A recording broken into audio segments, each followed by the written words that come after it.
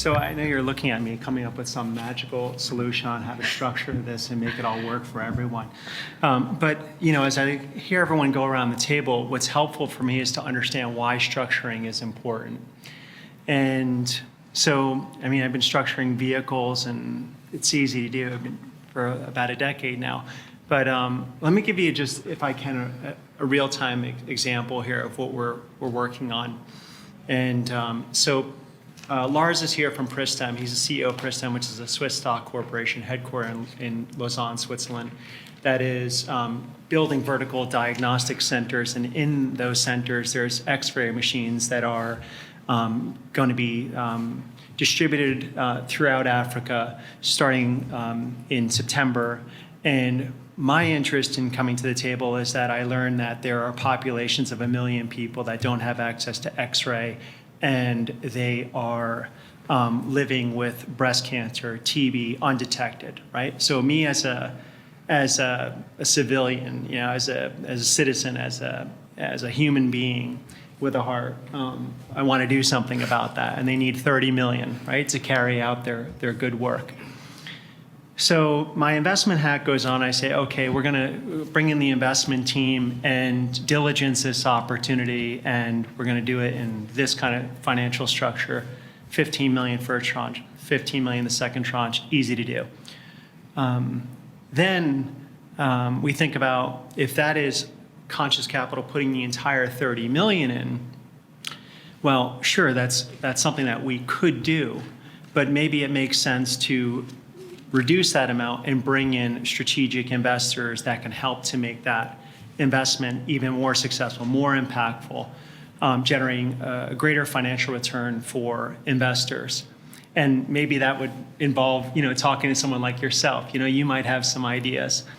And so we build the syndicate, and those investors that are coming to the table are looking for really impact beyond financial return, right?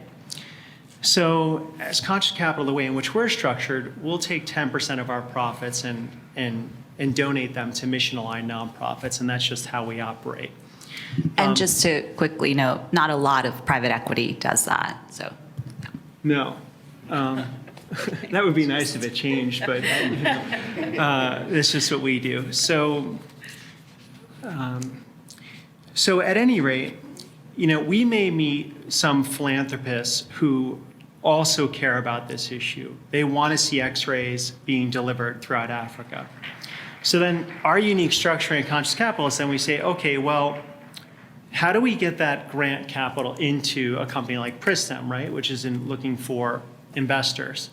So we can take it into our public benefit corporation, we can push it down to our C Corp, which is a holdings company, and then push it down to another investment vehicle that invests alongside our for-profit.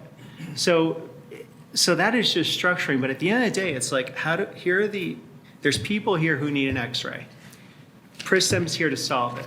They need money, there's investors and philanthropists. Ultimately, we're just thinking, how do we get this to here, right? It's like there's a fire burning, how do we move the ocean to here, instead of us at Conscious Capital thinking, well, here's our tin cup, we make money here, we don't here. Yeah, we have to operate in this way. We have to serve our investors and our philanthropists, but ultimately, how do we make it all work to solve the problem? So when I think about this question that you've asked and structuring and how do we make it work, what I need to understand from the people in the room is that, why is structuring it with these groups so important? How does it ultimately result in governments and investors and corporations working together to solve the problem? Now, that helps me. So I'm learning here just as much as everyone else. And when we invest in a company like Pristem, and whether we'd invest in another company, we want to understand what are the risks that we don't know that we should know, right?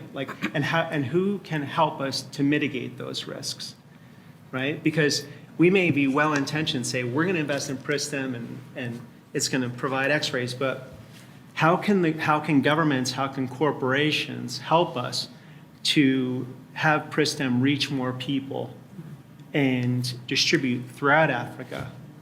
And then, so once we understand that, once we see that, once, at least for me, if I see that puzzle coming together, what are the missing pieces? Then I can say, okay, here's how I think we should structure that.